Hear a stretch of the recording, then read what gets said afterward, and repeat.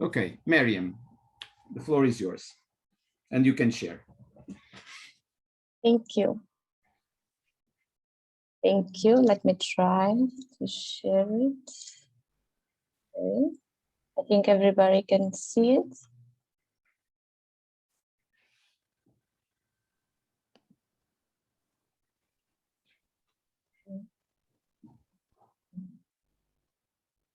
Okay, I think everybody can see it, right? Yeah. Yes, we can. Yeah. Yeah.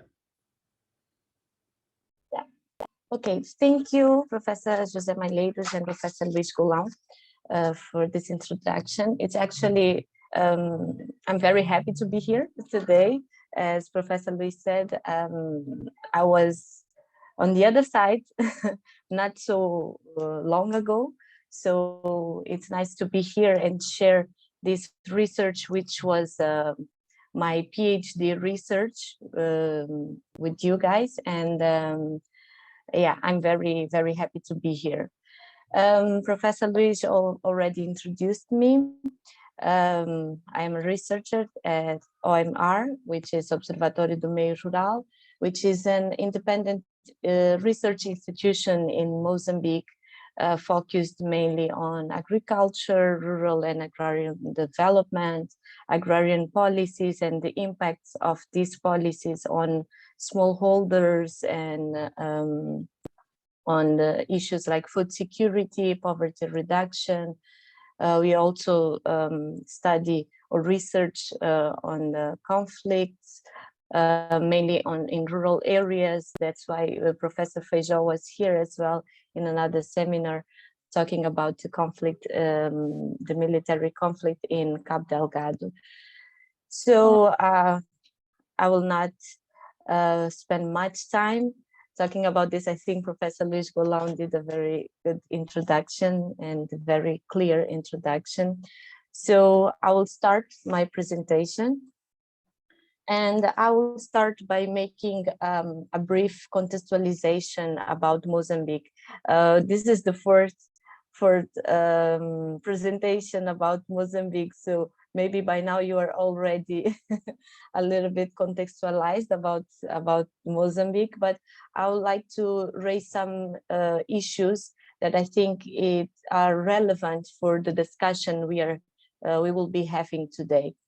So Mozambique can be considered mostly an agricultural country because 70% of the population has agriculture as their main source of subsistence, income, and employment.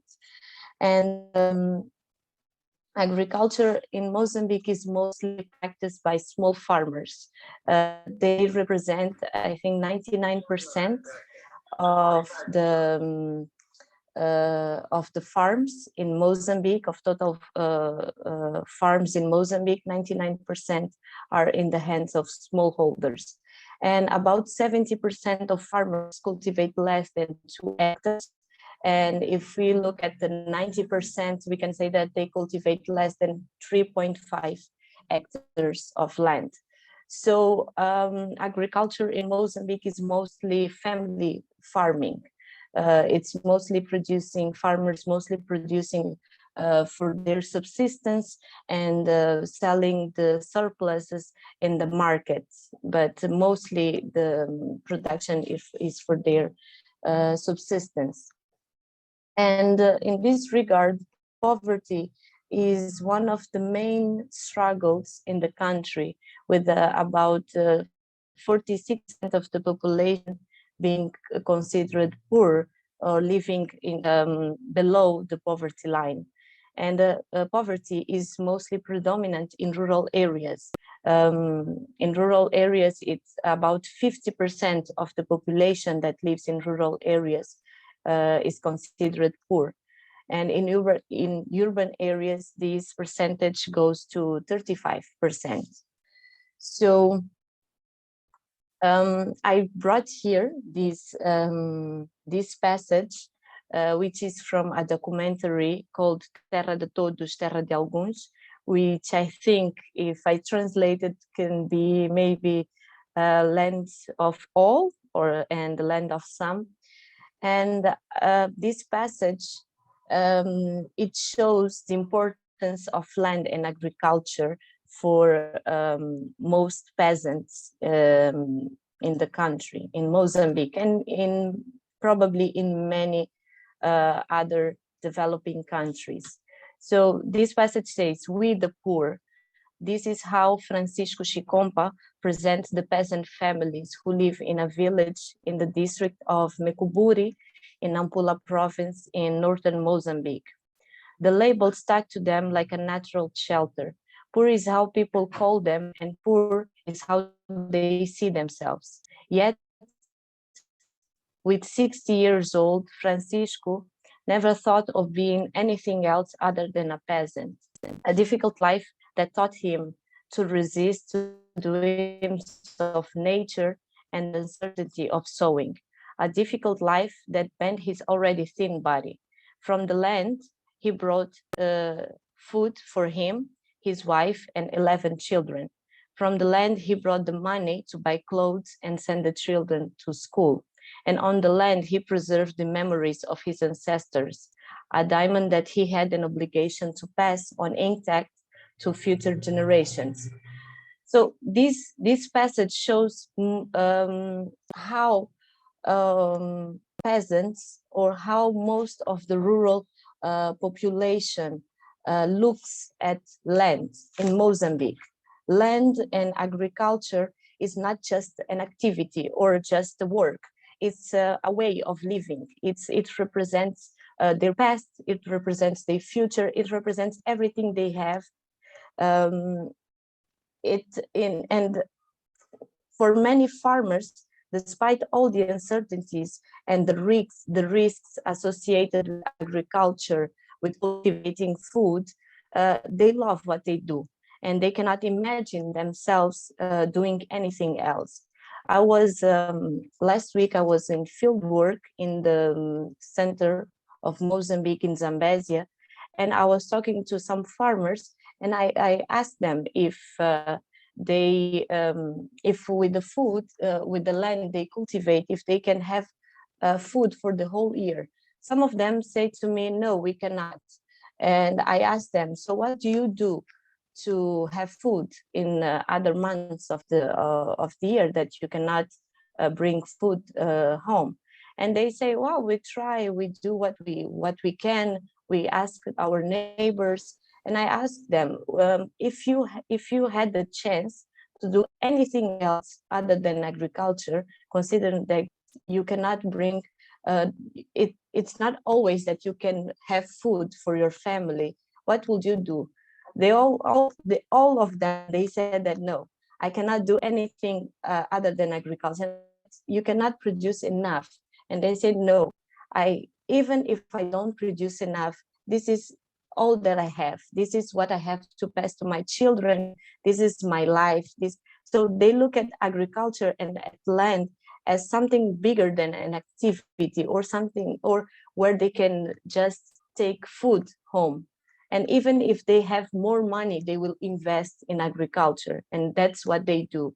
They will expand, but they will not do another activity other than agriculture. They can complement that with other activities, but agriculture is a very big part for them. So nevertheless, small farmers in Mozambique and in most developing countries, they are considered also the most vulnerable to poverty, to food insecurity, and also to climate change. And food insecurity in Mozambique affects about 1/2 of the Mozambican population, and it's higher in rural areas where farmers are located. And farmers, especially small farmers involved in agricultural production and commercialization, they are considered one of the most vulnerable to food insecurity in Mozambique. And food insecurity is predominant in areas where most of the food is produced. That is the central and northern regions of the country. So the fact that food insecurity is more pronounced in the central and northern regions of the country, which are the major food production regions, is interestingly a paradox. And this might be explained by the fact that these regions also consider population, which are largely, as I said, dedicated to agriculture, producing the food for their subsistence, with limited access to markets, and thus relying mostly on seasonal low agricultural income. And the lack of sufficient income either to invest in productivity, enhancing technologies, or to I received a note that my internet is unstable, so I will turn off my video so the audio gets better. So as I was saying, the lack of sufficient income to invest in the agricultural activity, or either to purchase food in lean seasons and other essential goods, has been considered a major factor contributing to food insecurity in many African countries, and also in Mozambique. And moreover, food scarcity occurs or is related mostly to lean seasons, usually the months before the agricultural campaign starts. Those are the periods where the farmers are more prone to food scarcity.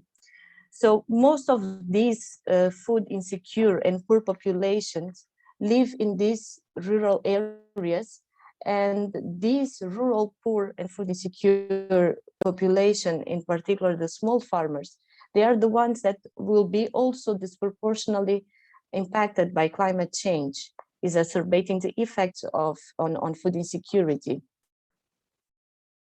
In Mozambique, in Mozambique, climate change is expected to have a significant impact on the farmers' livelihoods. As we can see in these maps,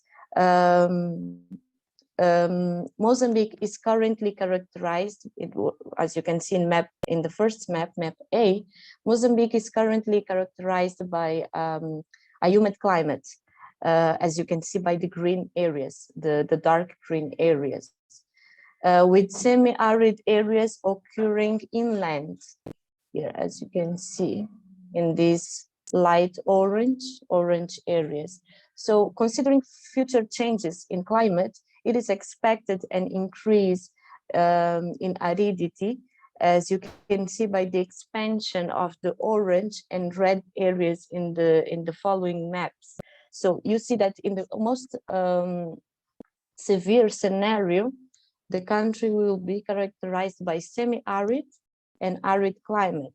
This will have significant implications on farmers' livelihoods and food security if no action is taken. Therefore, it is of utmost importance to deepen the knowledge about the impacts of on food security, the impacts of climate change on food security, to allow early planning, because this will impact the choice of farming systems, among the choice of farmers on what to produce, where to produce, because we will see a change in the spatial distribution of farming systems, as we will see later on in this presentation. So most research studying the impacts of climate change on the agricultural sector or on food security has been based mostly on crop modeling, focusing on the impacts of climate change, for example, on yields of single crops, which offer a more restrictive approach, as it does not provide the full combination of options available to the farmers. And this approach, for instance, does not consider farmers' productive decisions. So this knowledge, although it is relevant, does not tell the whole story, and does not provide policymakers with all necessary information regarding the context regarding the farming diversity, the drivers that might affect farmers' decisions, impacting food security in the context of climate change. So public policies should support and allow small-scale farmers to innovate and adapt within a system that recognizes diversity and the challenges faced by them. Farming system framework proposed here contributes to increase this knowledge. Well, the farming system approach provides a relatively practical approach to evaluate farming agricultural changes, which enable useful and powerful insights into strategic priorities for policy design, aiming at improving farmers' food security in the context of climate change. So the farmer is the centerpiece of this framework, making decisions on what and how to produce, that is choosing the farming system. And these decisions are based on biophysical and socioeconomic contexts, which will allow to achieve a certain level of food security within that system. So public policies can be managed to influence farmers' productive decisions to achieve societal goals such as food security. So in this sense, the farming system approach allows to understand the rationality behind farmers' decisions, which provides the basis for understanding how climate change and government policies may affect farmers' decision-making and therefore food security. So in order to build the framework presented here, farming systems were identified in the study area, which is Mozambique in this case, based only on farmers' individual productive decisions. So the classification of farms by farming systems was based exclusively on agricultural census data, which was available, the last agricultural census data, which was available for Mozambique, which provided farm level data on the productive decisions made by farmers. This census provided data for about 40,000 farmers. And the farming systems, based on this data, they represented farmers' individual productive decisions. They represented farmers' productive decisions regarding agricultural land use, livestock composition and intensity, the use of yield raising and labor saving inputs, which are here referred as farming system descriptors, as they are endogenous to the farming system. And these variables were then used to derive these farming systems. And we also used the data from the agricultural census to derive whether a farmer was food insecure, and therefore then we derived the food insecurity levels by farming system. So the use of farming system descriptors, that is these variables, alone, without including the drivers, the socioeconomic and biophysical drivers of farming systems in this classification, allows to further analyze the farming system dynamics and when these drivers change over time. So following this proposed farming system approach, we were able to classify 16 farming systems and map these farming systems for Mozambique, reflecting different combinations of farmers' productive decisions. That is, this classification reflects the actual choices made by farmers in the study area. So this is the first detailed and countrywide farming system typology that is developed for Mozambique. And these 16 farming systems, they are distributed throughout the country, being predominant in specific regions according to the biophysical and socioeconomic conditions of these regions. We will, afterwards, we will see the spatial distribution of each farming system. And this map, it shows the spatial distribution of farming systems in Mozambique, aggregated in 9 zones, as we can see by the colors depicted inside on the map. And each zone represents a set of districts with a similar composition of farming systems, which are representing in this pie chart. As you can see here, for instance, you can see that this pie chart is aggregated, it's allocated to this pink area. And we can see here that the most predominant farming system in this area is this one, which is farming system 1, which is the farming system for tobacco. And each zone has a different composition of farming systems. So we will now see the distribution of some of them along the country. I will not go into detail for all of them, but I will just mention some.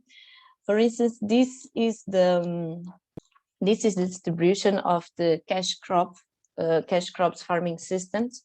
Here we have 3 farming systems, which is one from tobacco, cotton, and sesame. This last picture is for sesame. So based on this, we can see, remember, from the last, where most of the tobacco is concentrated. And we can see here that this is the area with the most concentration of tobacco. We also have here, but here is the region where we have most concentration of tobacco production. And then we see that sesame is also distributed throughout the country. And here we have the food crops farming systems, which are predominant in most of the country. But if you remember from my first slides, I said that most of the farmers produce food crops for their consumption, for their subsistence. And the areas with most food levels of food insecurity are the central, which is this part of Mozambique, and northern regions. And we can see that these are the areas that produce most of the food in Mozambique.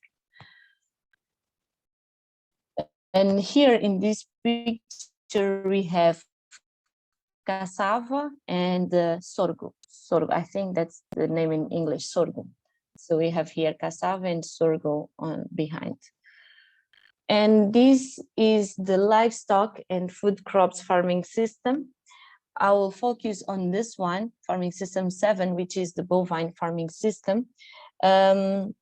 As you can see, this farming system is concentrated most in inland southern region, but also here along the Zambezi River. The Zambezi River goes from here and it goes like this. And then you can see that it's concentrated here in this province, which is called that province. And these are the regions with the lowest levels of rainfall. These are the semi-arid regions. If we go back to this, where is it? This map, you can see this is the current scenario, the current climate scenario in Mozambique. So the bovine farming system is predominant in these semi-arid regions of Mozambique. And here we have mixed crop systems, which include permanent crops, but also some food crops. Here we have rice, rice production. Here we have cashew production, and here it's roots, which includes cassava and sweet potato. And this is the livestock and mixed crops farming systems, which include mixed livestock, including small livestock such as chickens and swine and sheep.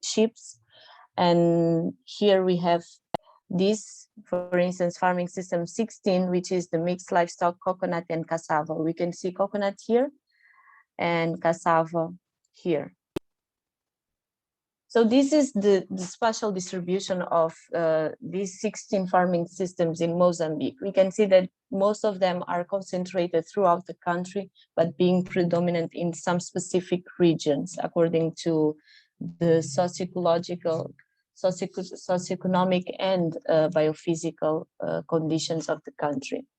So then we try to link the different farming systems with food security levels to see if there is a connection between this.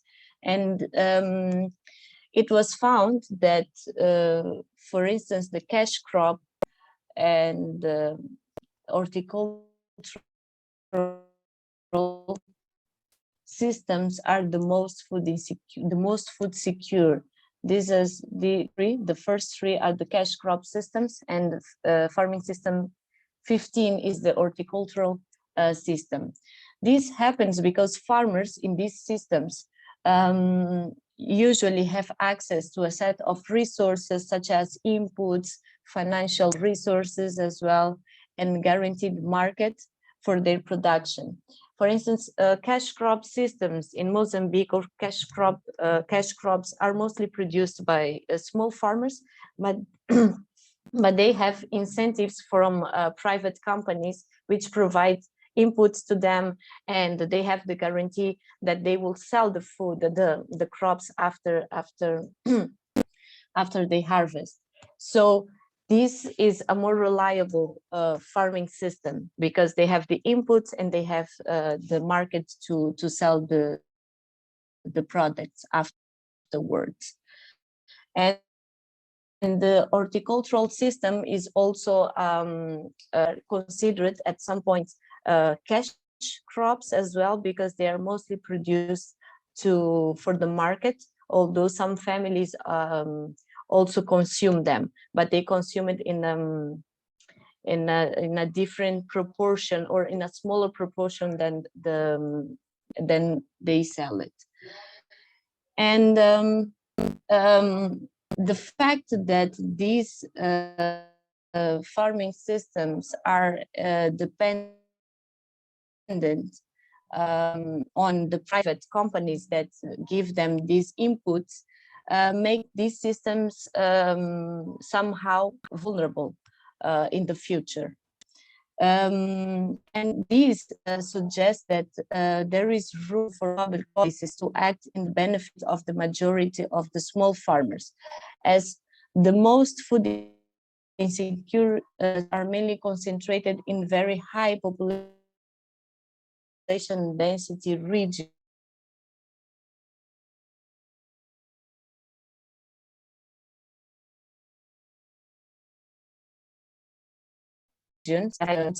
Food insecure farming systems in an area that has very high density population. Mariam, your connection is, oh, I think we lost Mariam. She will reconnect for sure. Let's wait a couple of minutes. Hello. Hi, Mariam. Sorry, my internet changed for another one, so that's why the connection went down. But can you hear me well now? Yes, yeah. I'm not sure where you start. We are not seeing your screen now, your presentation, so you need to share it again. Are you seeing now? No. Okay, let me share it again. And we could see it now? Yes. Okay. Okay, so I'm not sure the last I would say 2 minutes were with lots of interruptions. Okay, not sure where was that. No, way after that. Yes, I think it was Here? No. yes in this slide. Yes. Okay. When you Okay. start discussing the farming systems more correlated with food insecurity, we could follow the first 30 seconds maybe, and then we could follow actually, but with lots of difficulties in the sound. Okay. Okay. So I'll maybe repeat this part. So as I was saying, regarding food security, we found that the cash crops and horticultural systems were the most food secure systems. And this, I was explaining that this happens because in these systems, the farmers usually have access to resources such as inputs, financial resources as well, money, and they also have a guaranteed market for their production that are provided by specific private companies, which otherwise they wouldn't have access to it. So, for instance, tobacco and cotton in Mozambique, it's done under a subcontracting way in which the private companies, they give by credit inputs to the farmers, and they also have this guarantee of market since these companies will be the ones buying all the production from the farmers, and this make them less vulnerable to food security, but extremely dependent on these companies to get these inputs. And without these companies, they wouldn't have the money to purchase these inputs. And looking at this, we can see that there is a lot of room for public policies to act in benefit of the majority of the small farmers who are mostly linked with food insecure systems, which are the systems that are usually labor intensive, with the low productivity and low use of inputs and less diversified income sources. These farming systems are the ones which produce mostly food crops for consumption, and they are not mainly integrated in the markets. So we can see here that, and also these farming systems, these food insecure farming systems, they are usually located, as I said before, in the areas that produce most food, but these are also the areas with high levels of population density, which puts pressure on land, on food, and also on income, negatively affecting food security. So, as we see here, the impacts of climate change will be especially heterogeneous, affecting each region in a different way. And the projected changes in climate are expected to considerably also affect farmers' productive decisions, which can ultimately lead to switching from one farming system to another. So these farming system transitions that move the farmer to particularly different farming systems may imply large changes in required knowledge and significant investments, putting the farmer under stress for changing farming systems. So a higher stress for change can have substantial negative impacts on food security if farmers don't have the essential resources to deal with these inevitable changes. And therefore, following a farming system approach, which is based on the farming system typology that I present, that can also be done to other countries other than Mozambique, other developing countries.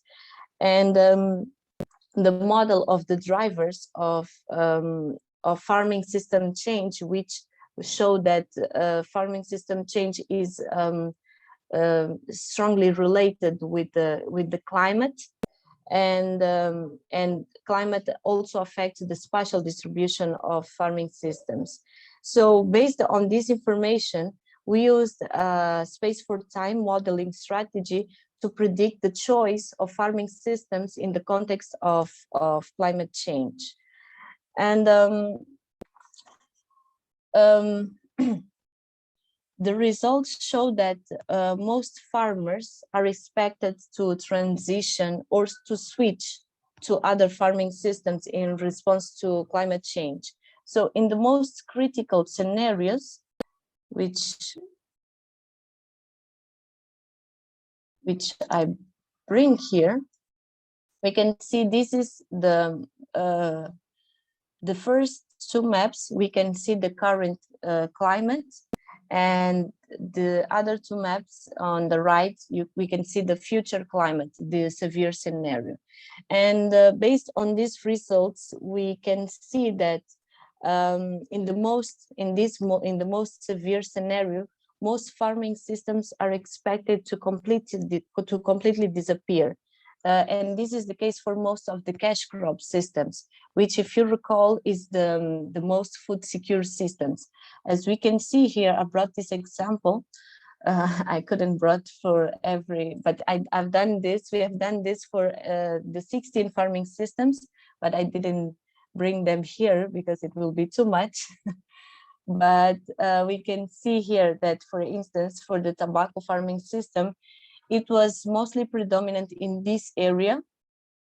And we can see that under climate change, this farming system is expected to disappear or to be replaced by other farming systems. And which is, for instance, for the case of this farming system 5, which is the basic food crops. We see that in the under climate change, this farming system is expected to expand. So what we see here is that farmers that are currently producing tobacco are expected to change their farming systems, adopting more food crop systems, such as this, which is the basic farming system. And there are other farming systems, but what is the common denominator here is that we see a change from farming systems that are mostly food secure, which are currently mostly food secure, to farming systems that are food insecure at the moment, which have low productivity, which do not use inputs, and with low access to markets. So this shows that we can expect an increase in food insecurity, as we will see in the other slides. So these farming system transitions that move the farmer to particularly different farming systems, for instance, a farmer that are used to produce tobacco, and then he has to start, I don't know, maybe having cattle in their farming system. This implies a change of knowledge on how to be able to develop this new farming system, but also it includes it involves other costs, such as financial costs, because they will need to buy, for instance, bovine, and also human resources, as they will need more labor eventually in order to adopt this new system. So this implies change, and these changes can significantly put the farmer under stress from changing from one farming system to another. So this map shows the climate-induced stress for farming system change. What this map shows is that it shows the areas which are most likely to suffer from stress due to farming system change. But this analyzes the current farming system and the farming system that is expected to occur in this area. And the most different one farming system is from another, the higher the stress from changing from this farming system to the other. And as we can see here in these maps, the coastal areas with emphasis to the southern region and the inland northern region will suffer the highest stress for change. These are currently humid areas, as you can see from the green areas in this small map. And this means that the predicted farming system is expected to be considerably different from the current system that is practiced by the farmer. And therefore, farmers in these regions are expected to have more struggle adapting to climate change. Moreover, as the climate conditions become severe, as you can see in the last map on your right, the stress for changing from one farming system to another increases, covering larger areas of the country. But here, the inland southern region and the upper Zambezi Valley shows the lowest stress for change, meaning that farmers in these areas are likely to easily adapt to climate change, even in the most severe scenario. This is also true because I don't know if you remember from one of the last slides, the bovine system, which is farming system 7, is predominant in these arid areas, and which under the forecasted climate will not disappear, but rather this farming system is expected to expand, meaning that farmers in these systems will continue to choose the system, not forcing significant change at the farm level. So farmers that are already practicing the bovine farming system are expected to continue to practice this system, but this system is also expected to expand to other areas of the country. So in general, the stress for farming system change is expected to be higher in areas that are currently humid and that will be considerably affected by climate change as these become arid. And this suggests that the farmers that are concentrated mainly in these regions will have more struggle adapting to climate change.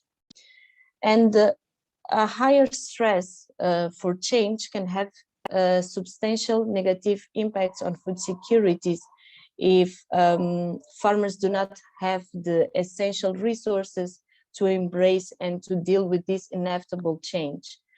And this map shows the areas where food insecurity is expected to increase as a result of climate change, which induced farming system change. These are represented by the red areas in the map. And by applying the farming system framework, it is possible to infer the changes that might occur in food security due to changes in the farming system as a whole, which reflect the broader set of options that farmers in that geographical area can make. So we see an increase in food insecurity in the southern region, in inland, and also along the coast, but here in the southern region, but mostly we see as well an increase in food insecurity in inland northern region and central regions. We see here that, for instance, as you remember, here this corner is the most predominant farming system here is tobacco, which is expected to disappear.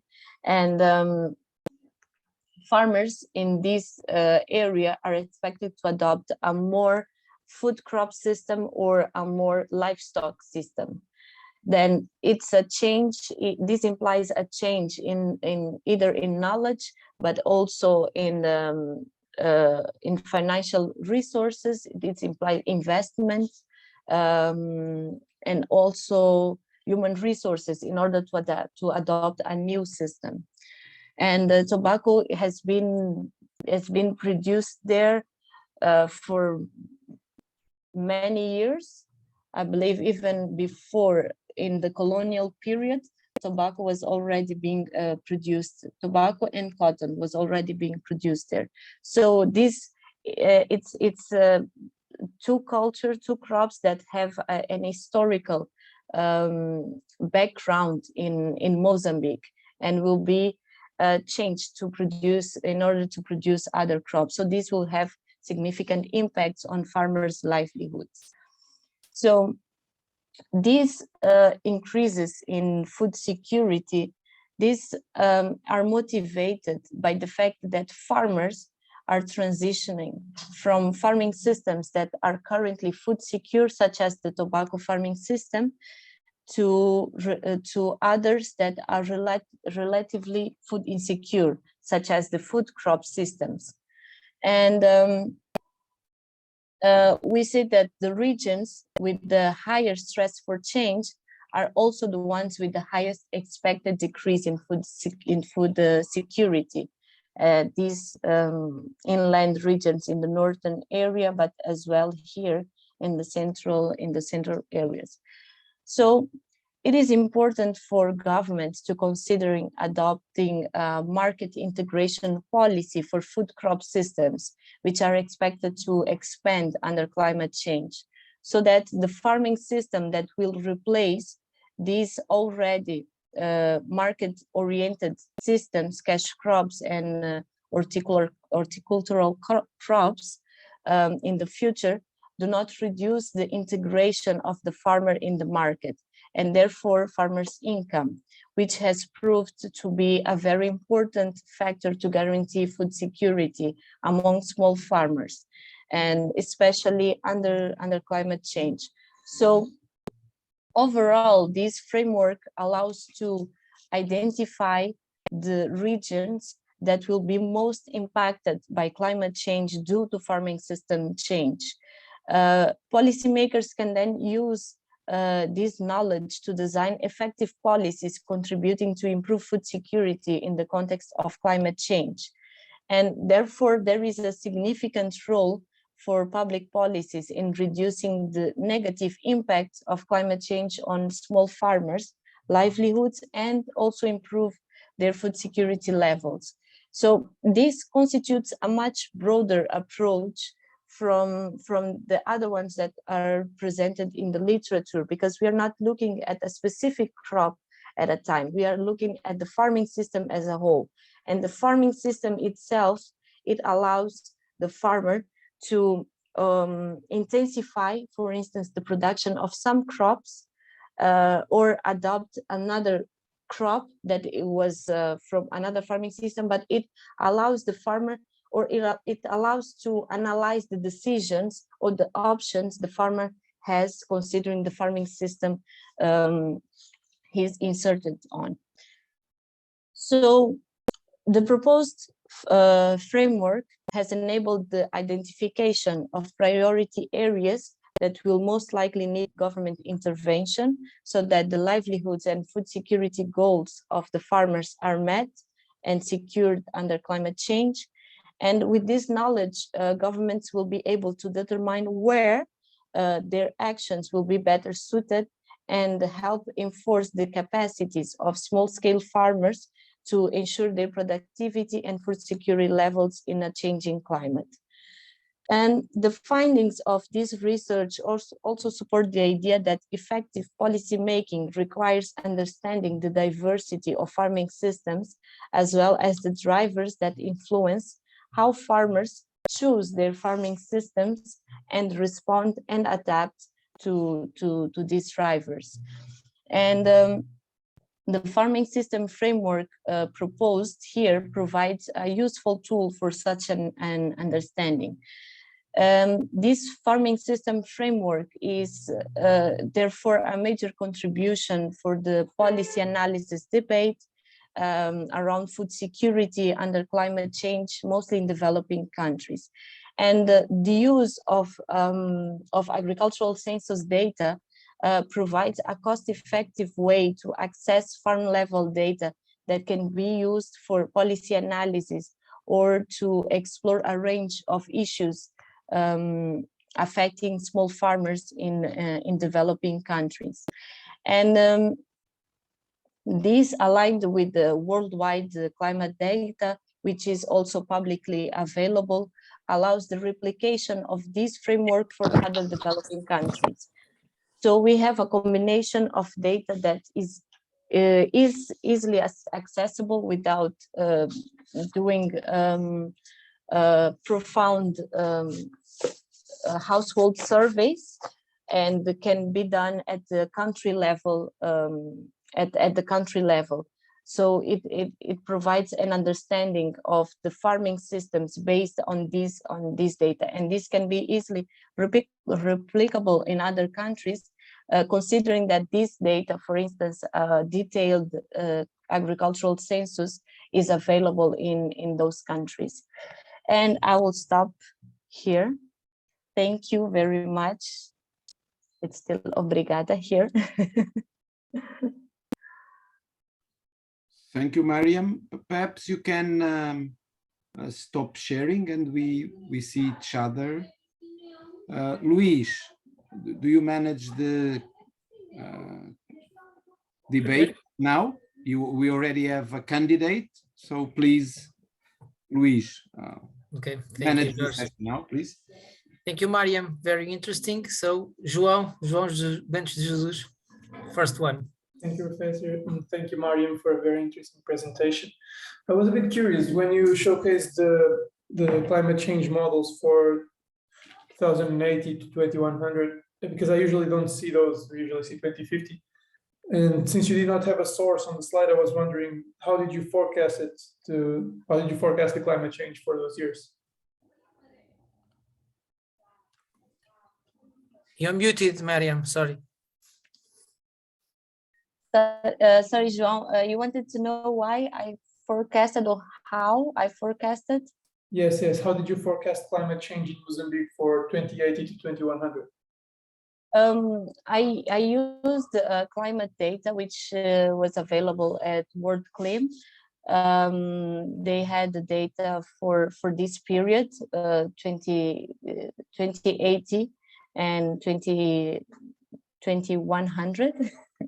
And but they also had data for a shorter, a close period, which was 2065, but they didn't have enough models for that period. I think now they have, because they updated their data, but when I was using it, they didn't have enough models for me to model this. But also one of the reasons that I used a very long period was also because I was trying to understand the farming system change, how the choice of farming systems may change considering climate, a changing climate. And then for my experience in the agricultural sector in Mozambique, there is some changes that that are happening in the crops farmers choose to produce, but this change happens in a very slow rhythm. And in the last 50 years, although there are significant changes in the agricultural sector, most of them are not captured yet, because mostly farmers tend to persist in the crops they produce, and only in the long run they will change the crops. They might change in the short run. They might change, for instance, crop varieties, but they will not change crop types. And they might change, for instance, the time in which they cultivate. They might cultivate a little bit earlier or later, in order, because of the changing climate or changing weather in this case. But changes in farming system are more pronounced in the long run. That's why I chose this system. But I also understand that for me to choose a very long period, far away period, let's say, has some implications because, for instance, I want to influence policy making. And for me to talk about 8 years from now, the government that is currently in power will not be the same. So they might not be interested in looking so far away. But yeah, that was one of the reasons. Thank you. Could you just say the name of the database again? Word claim, I can write here in the chat. Thank you. They actually have really good data and detailed data. Thank you, Mariam. Yeah. Okay, any other comment or question? Manuela? Hi, Professor Golão. Thank you. Thank you, Mariam, for your great presentation, to know more about Mozambique and to know different things this time, so we can put all together. I was listening to you and I was wondering, one of the cultures you mentioned, it was tobacco, and I know that you said that it has an history and it requires knowledge to change to other crops, but tobacco, as we know, is not exactly food. I remember when I was younger, in Val da Vilariça, which is northeast of Portugal, they used to cultivate tobacco as well, and at a certain point it stopped being profitable for the producers. So they stopped and they changed towards vegetables and fruits because it's a very productive area, well, which is, it has completely different characteristics, I know. So my question was more, not being food and spending so much energy and land and all that in producing that crop, is that profitable for the small producers to keep producing this crop? Is that it, and not produce food that we can directly, because I imagine that they get money and they can buy the rest what they need, but not being food, is that still the question is still be profitable to keep growing tobacco? Thank you. Again. Thank you, Manuela.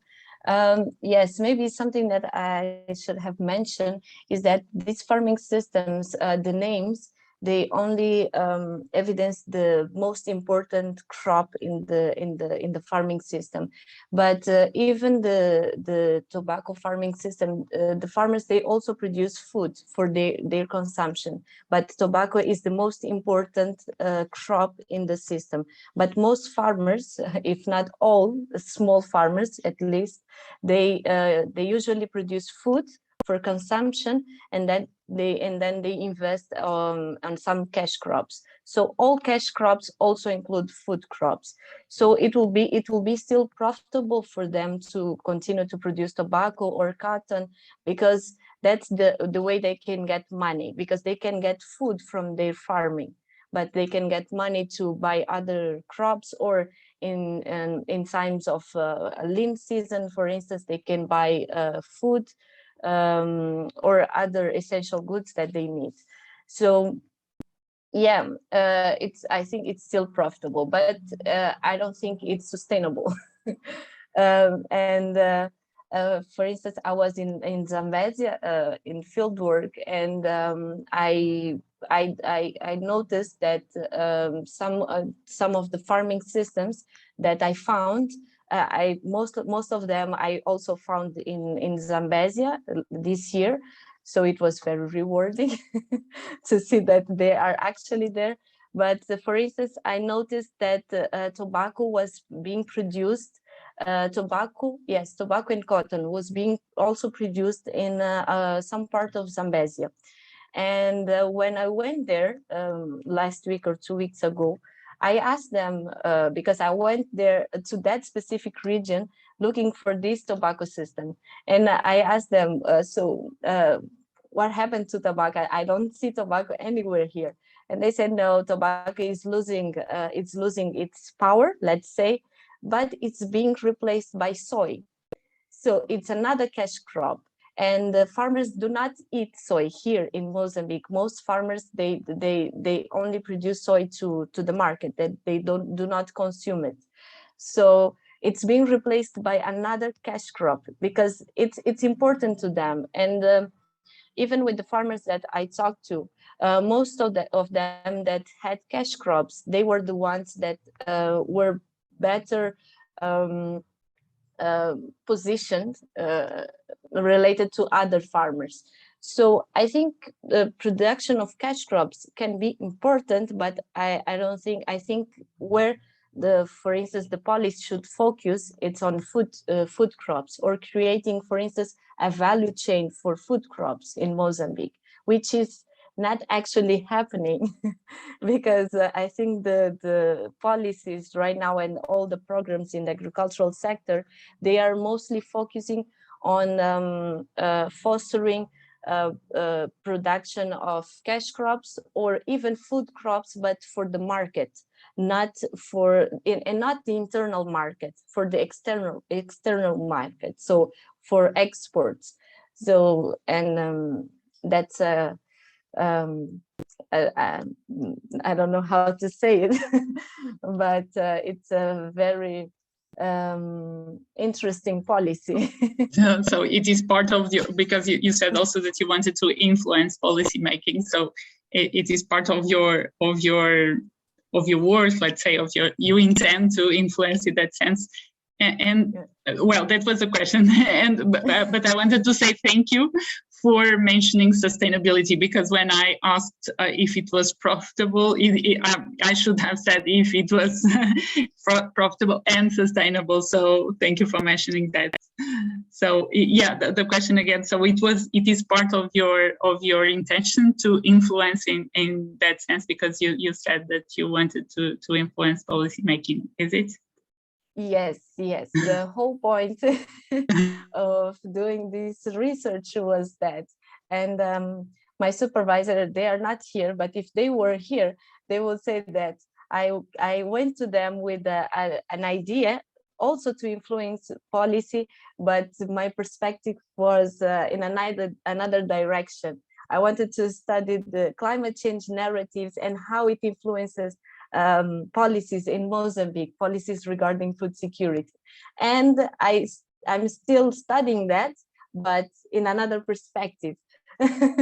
So yes, my goal is to influence policies here in Mozambique, and the organization where I work, which is Observatório do Meio Rural, one of our goals is to influence policies. So we have this connection with the government, which is good, and I hope so that with my research I can at least influence a little bit how policies are formulated here in Mozambique, and considering this farming system approach.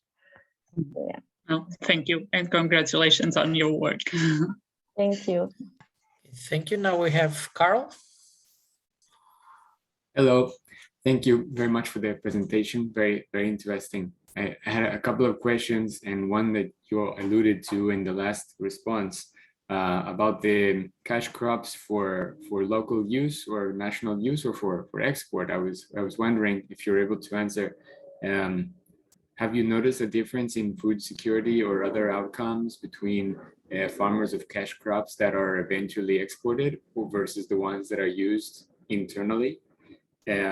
Is one question, and the other one is, you mentioned that there was a potential for dependence on the buyers of these cash crops that are giving the inputs and guaranteeing the market access. Have you seen cases of this not working in the farmer's favor, or is it just a potential? Well, can you repeat the first one? the first one was wondering if you've seen a difference in outcomes in food security or otherwise between cash crop producers of crops that are destined for export versus ones that are used internally, food or otherwise.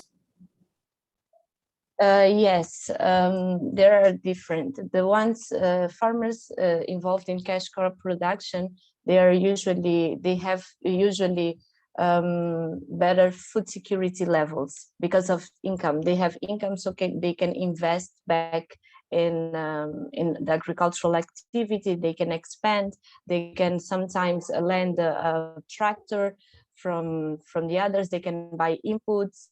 And as I said, most cash crop production, it's done, not most, but especially tobacco and cotton, it's done by subcontracting by a private company. So they have access to inputs through that company.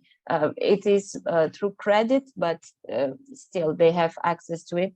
And then they have to return, or they will pay after they sell their product or deduce from what they are receiving. So these farmers are, at least from my study, I found that these are the most food secure. But this is also what I also confirmed in the field, because these were the ones that had better access. First, they have better access to markets, and then they have better access to money. And when I asked what were their expectations, they said, no, I want to buy a tractor, or I want to buy this, many things to give back or to invest in the agriculture sector. And they will want to continue to produce the cash crops because they know that is what gives them money.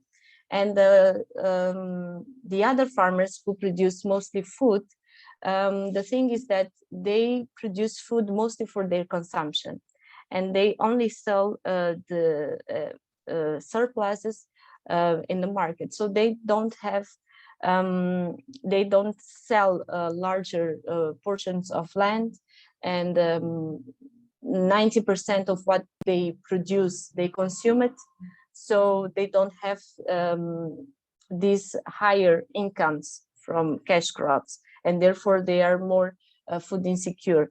But I also noticed that food insecurity or food scarcity maybe is also very related with the extreme climate events. For example, here in the last years we had so many cyclones and floods, and the most farmers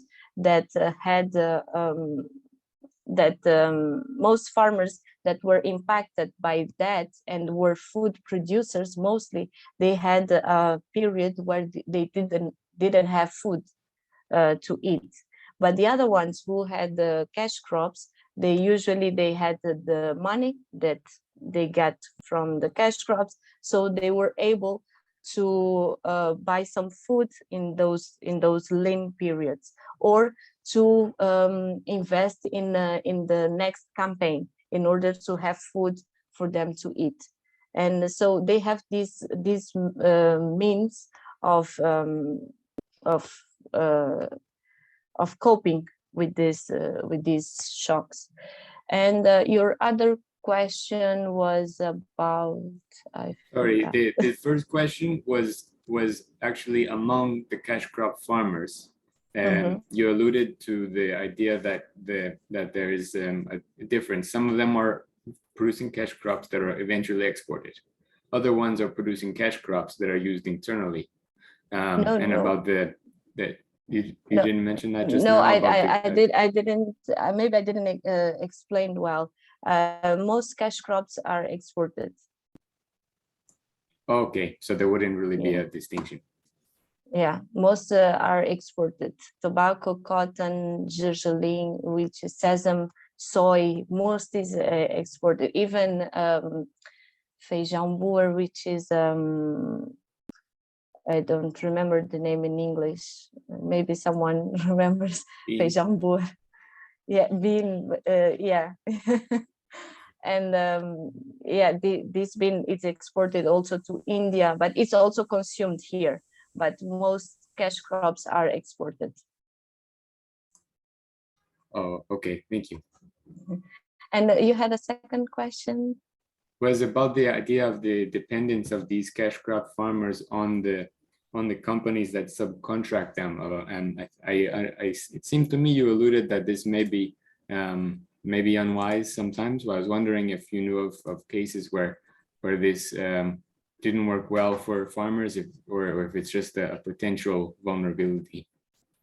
Yeah, in that case of farmers that are supported, let's say, by private companies, what happens is that the private companies, they have the control to define the prices, for instance. So the farmers are always in a less powerful position, because even though they produce, they don't have the power to negotiate the price. So they have to take the price as given. So I would say that, yeah, they don't, even though they have the inputs, they receive the inputs, but these inputs are not given as well. They are given by credit, so they have to pay back to the company. So if you look at both sides, who's gaining more with this are the companies, not actually the farmers. But the good thing there for the farmers is that they can sell their product. It's different from the other ones that maybe they can have their product, but they cannot sell it, or they don't have the market to sell it. Or they don't have the money to buy the inputs. So it's different, but still these cash crop producers, they are still in disadvantage towards the private company. Okay, that makes sense. Thank you very much. Okay. By the way, feijão boer is pigeon pea. Yes, pigeon pea. It's only in Mozambique it's called feijão boer. And sorry, I think you mentioned gergelim. Is that sesame, yes, isn't it? Yes, it's sesame. Sesame yes. seed. Yes. Okay, so now we have George. Yes, thank you, Mariam, for your very good presentation. I have a question. I'm completely out of the field, and this is joining, well, there was one of the questions by Carl, which actually also lead to this one, and it's also things I hear from colleagues about Mozambique. And the thing is, what you mentioned at the beginning, that the regions where food stress was higher were the regions which actually were producing more food. And apparently in the largest urban areas, such as Maputo, the dependency on imported goods is enormous in terms of food products. And my question is, when you made those projections about well, the influence on climate change in changes from one food system to a new food system, one of the things that you showed is that some of the cash crops would reduce in favor of more, let us say, self-consumption crops, which you have mentioned now in your answer, and I think Carl has also alluded to. Now, thinking on this food dependency of Mozambique, wouldn't, in a certain way, with the good policies, this change be positive, in the sense that if you enlarge self-consumption productions, and instead of being just self, but consumptions for the Mozambican market, wouldn't this reduce the dependency in the urban areas from important food goods? I mean, you alluded that there are, of course, a lot of risks associated to climate change, but wouldn't there be an opportunity in the change of the food systems associated to climate change? I mean, not the worst scenario, but one of the intermediate ones. Couldn't this be an opportunity to transform the system in order to reduce food dependency of Mozambique, especially of the urban areas? So this is my question. Thank you. Thank you, Professor Malheiros. Yes, I totally agree. It is a huge opportunity to do that. And that's one of the things that I say in my thesis is that the focus shouldn't be on the cash crop systems. It should be on expanding these systems, because we already know that these are the systems of the future, let's say, in Mozambique. And these are the systems where most of the population is concentrated. And these are also the systems where most of the food insecure people is. So the focus should be on these systems. And I completely agree with you when you say that this is opportunity to expand or to invest in these systems, or that public policy should focus on these systems. And in order not only to reduce our dependence from imports from South Africa, but also in order to reduce food insecurity in many areas of Mozambique. But this has to be linked with the development of a value chain related with these crops. One of the things that makes, for instance, the south of Mozambique to be so dependent on imports from South Africa, for instance, is the fact that some products are cheaper coming from South Africa than coming from the center or north of Mozambique. That's because of the roads, that's because of transportation, the cost of transportation. So we need to change all of that. We need to create better roads. We need to create storage facilities. We need to create a value chain that that looks at all of these aspects and create infrastructures for the development of this. And I completely agree with Professor Malheiros on this. I think these are the farming systems that need to be focused on, the food crop systems. Yeah. Thank you. Thank you. Shine? Shine? Hello. Okay, hi. Thank you, Mariam, for your explanation. I have one question. And how do you plan to handle, not you, but I mean in the Mozambique, how do you plan to handle, for example, you said normally the cash crops are exported to India or other countries.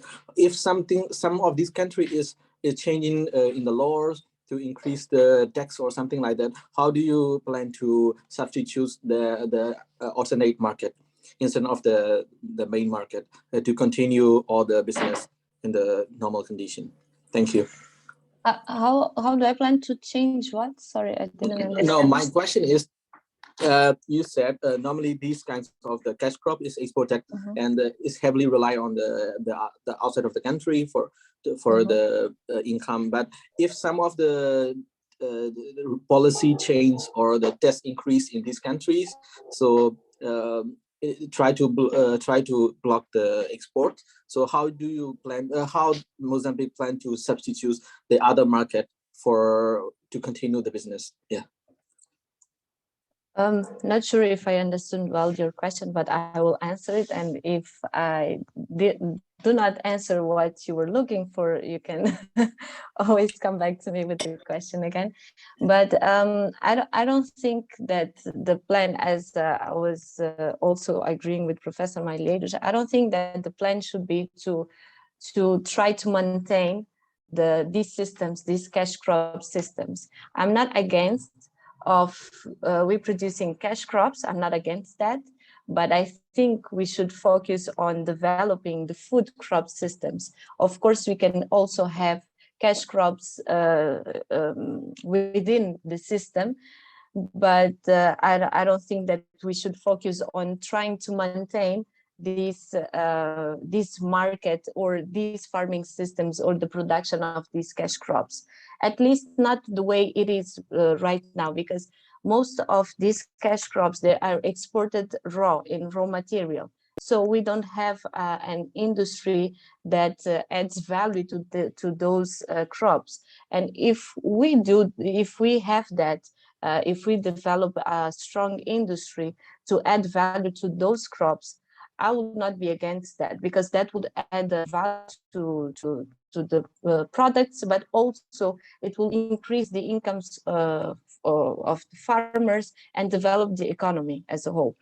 But the way the system is right now, I don't think we should fight to keep this system or to maintain this system and continue to export food or cash crops to other countries such as raw materials. So I don't think we should try to fight to that. So if it ends, I think we should find a solution or adopt policies in order to foster food production in Mozambique because of food security, but also to end poverty, and to expand our food production in the country, but also try to develop also value chains, but also an industry that we can to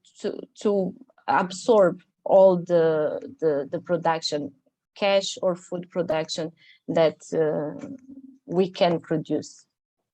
I'm not sure if I answered your question. Thank you so much, Mariam. Yeah, I'm asking the question because in the last 2 years, normally Myanmar export the watermelon to the China market, but in the last 2 years, due to the COVID or something like that, they try to block all the export. So suddenly the market is disappears, and a lot of the product, a lot of the commodities goes to the waste. So if something wrong like that in this kinds of the scenarios, it is better to look to keep ready for the alternate market instead of the main market. Otherwise, it will impact it to the farmers, and also that's why I'm asking: is there any other these kinds of the alternate plan in the Mozambique for the cash crop? Yeah. Well, looking at the governmental plan, I don't think so that they are looking at that way. Because there is a new program or policy that it's called our Bandera, our flag, our policy flag, the agricultural sector, and most what the crops that this policy looks at are mostly cash crops, and if these countries suddenly block the exports, Mozambique will be in a very bad situation, but not for most of the farmers, as most of the farmers, they produce food crops. Most of the farmers, they are concentrated in those farming systems that produce food crops for consumption. So it will be, this will affect a part of the small farmers, but also, or mostly, maybe medium and large farmers. So, but still will have a significant impact on the country, yeah. And I think that's one of the points as well that we should look at, because we are extremely dependent on other countries.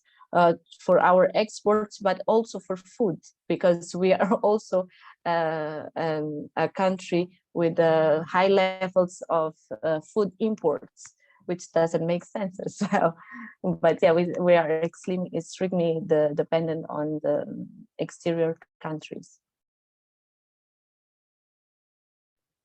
Thank you, Mariam.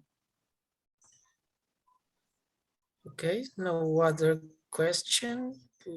Maybe let me just I don't know, ask for a comment. It's not a question, Mariam. I like very much one of your first slides in which you identify farmers as decision makers, right? The decision is on the farmers. And actually we use very often policy makers and decision makers interchangeably, okay?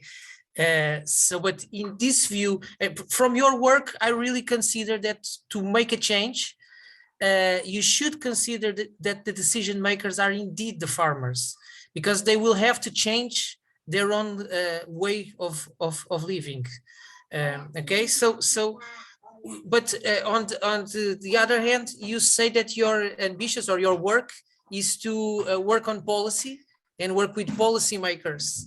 So the comment is that how do you see who are really the decision makers that you should and how influence or address?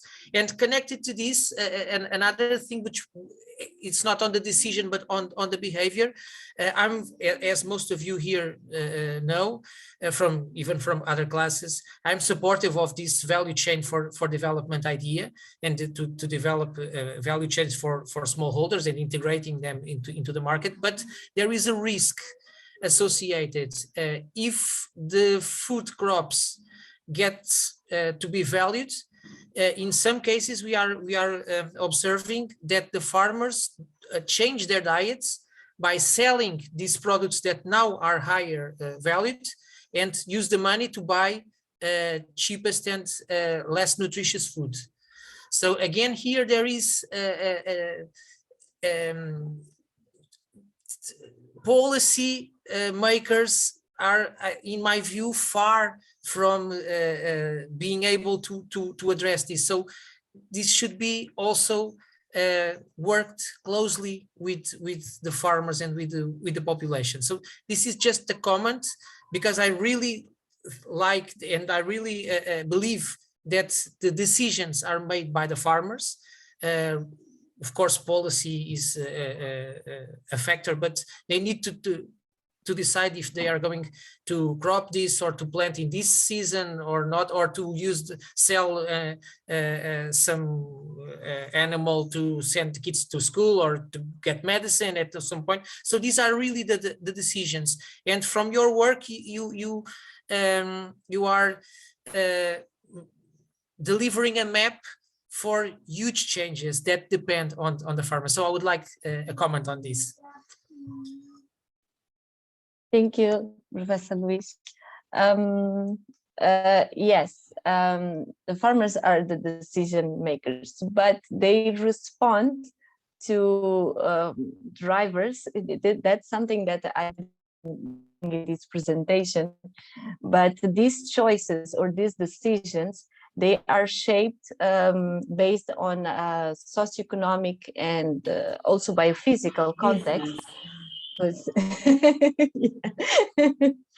And that's why I go to the policy side, because the policies, they can affect the socioeconomic context in which the farmer is integrated. Because if I have access to inputs, if the farmer have access to inputs and they have better roads that they can transport their production, they will choose that crop that is better inserted in the market, or that they can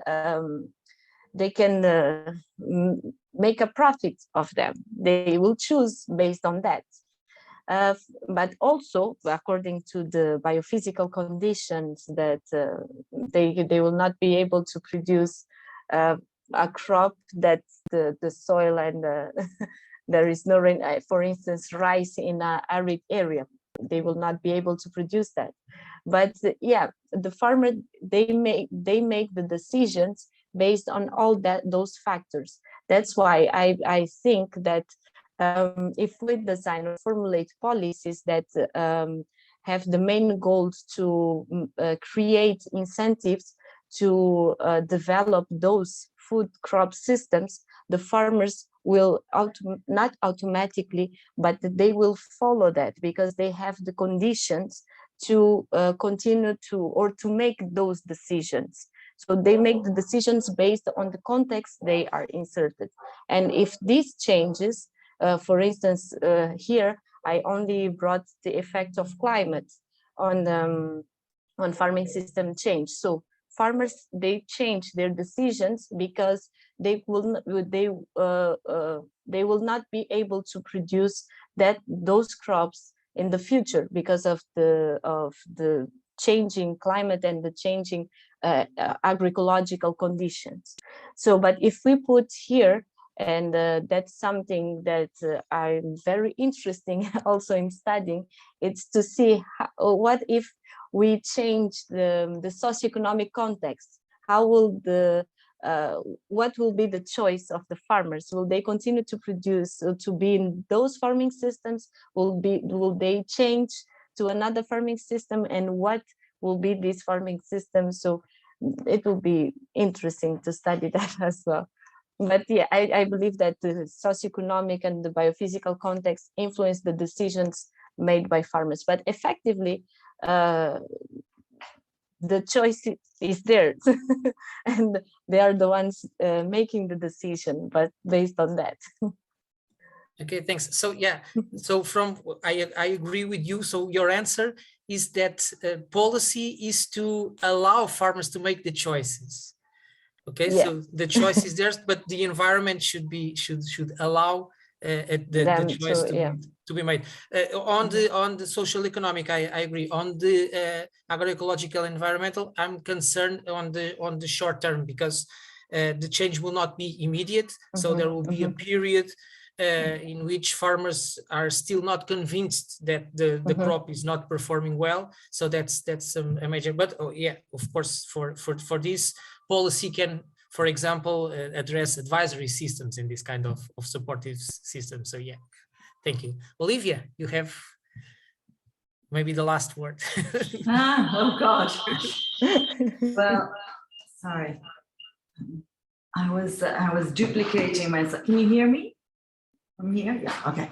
So Mariam, first, congratulations again. I heard your Viva, and I think it was a fantastic PhD. So congratulations to you and your supervisor, who I'm sure was excellent. Now, I have a question which actually follows up nicely with Luis's comment.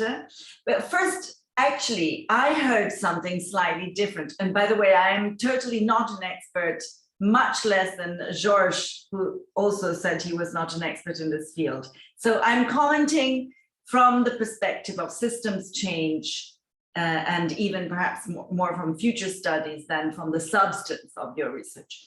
But just for the sake of discussion, I heard that what you were saying is that farmers make decisions, but that their decisions are limited, significantly limited by the fact that ultimately they depend on the decision of the markets, and in particular of business, and what they're prepared to pay for what they produce.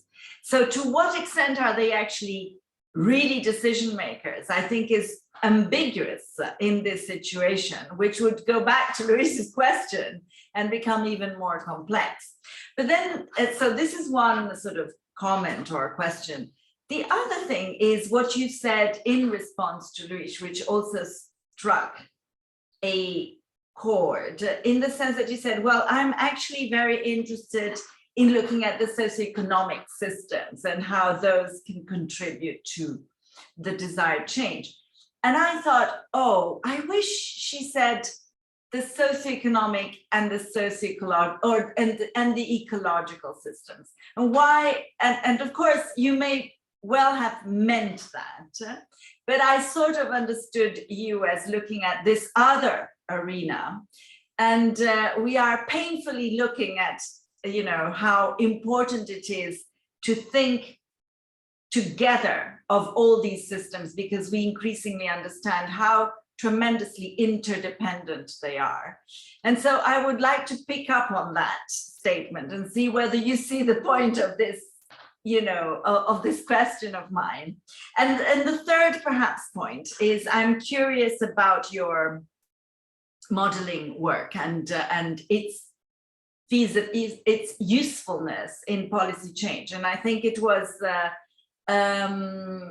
it Miguel? No, Jean made a comment about, this long-term scenariization work that you did, which I find makes a lot of sense, of course, and so on. But how do you bring this to the decision makers? Because at the end of the day, you're looking at a situation which may, as Rish was saying, take a little bit of time to shift. It probably won't take a huge amount of time. If things continue the way they are, we may be faced, for a combination of reasons, not just the way the weather will shift, but I mean, we're every day we're confronted with some dramatic changes we didn't really expect. So in any case, 10 years, how do you bring the insights into the long term from science and speak to your decision makers? Because in future studies, we can use things like backcasting, right? So you say, well, this is what it looks like 100 years from now. This is where you want to go, where you want to be in, 50 or 20. And these are therefore looking backwards. These are the 10 things you really have to focus your policy change. So as in order to position yourself towards the desired future. Of course, nobody can be sure, but it's a matter. So, sorry, that was a long comment, but I guess what I'm looking for is there a desired future that you can discuss? And, desired by whom, of course, yeah? So, because otherwise it becomes all very, very complex. And you could answer, well, there are the SDGs and on that basis, but of course we know that the SDGs, for good or bad, that one thing is for sure is they can be very woolly. So anyway, I'll stop there and I can get back if necessary. Thanks. Thank you, Professor Livia Bina. It was a very complex question, but we'll try to answer all of them. Regarding the decision makers,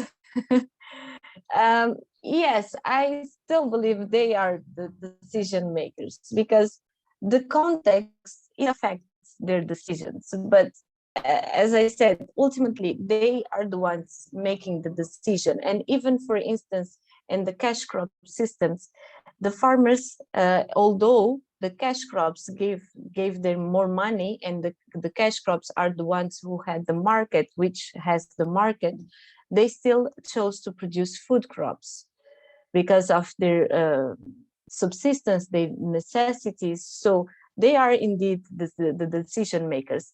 Although the market may point them at one direction, but they will still make the decision based on their livelihoods, on their family, also always looking at their subsistence. Maybe let me put it like that. So I believe that the market can point at many directions, but they will always have their best interest in mind. So they will make decisions also based on that. So they are still the decision makers. And regarding the ecological context, yes, of course, my economic side spoke louder, but I still have in mind that, the socio-ecological context is very, very important, especially, and not actually especially, but here in Mozambique, I believe that farmers, they have this context, at least with the farmers that I've talked to. I think they have this present in their choices, in their decisions. They have this socio-ecological context in mind when they make their decisions and when they choose to use this or that. So I think, yes, of course, that's very important. Also because if I've seen some programs or strategies that have been imposed to farmers that go against the let's say ancestral techniques and the local context that they are used to, and there is shocks between the imposition of these strategies and the adoption of these strategies by the farmers. So they do not adopt because this is now they farm. This is not how they are used to do that. So that there are these conflicts sometimes with the farmers. And the last question was about. I think I forgot. Oh, it was about the broadcasting. In terms of your yes, more long-term work, how can you actually bring that into conversation with very short-term political and yeah. Well, I think well, in the context of this work specifically, I would use the context and the current context that we are living in, because what I saw, what I found with my results, to some extent is already happening in some small regions here in Mozambique. So I would use that in in my favor or as an argument. For instance, the tobacco thing in Zambezia, and also in some parts, I think in Sofala, there are farmers that they used to produce rice, but they haven't been producing rice for the last 3 or 4 years because it has become an arid area. But they didn't give up yet. But they are still managing or finding other strategies, cultivating maize, for instance, other crops. But every year they still try to produce rice there, although they are not able to produce that. So I would use those small examples from small regions that are already passing through these changes that may be temporary. I don't know, maybe it might change in the next year, but these cases can make my case. So I will use that. Thanks, Mariam. Thank you, Mariam. Thank you all for the debate. I think we are getting close to our time. So handle to Jorge to close the curricular unit, right? It's the last session. Yeah. So all the beautiful things have an end. So this is our end. There'll be more next year with another group. I hope as interesting as your group and as you've been, and also as interesting and good as the people that have accepted to share with us their knowledge and their interests. As Mariam, that we thank a lot for being with us today. Before closing, to a couple of things. First, I've just sent you the last, with the exception of this one, and I immediately asked this to Mariam, if she can send this PowerPoint to Luis, so after we will share it with everybody. I've just sent you the PPT that was still missing, so there was still one that you haven't received, the PowerPoint of Nina Amelung's session. You have already received it, I think, half an hour ago or 1 hour ago. So you have all the PowerPoints. The second information, I know that João wants to ask something, just the second general information before we move to the assessment. And now I forgot what I wanted to oh yes, it's about the record taping of this session. Actually, I'm going to stop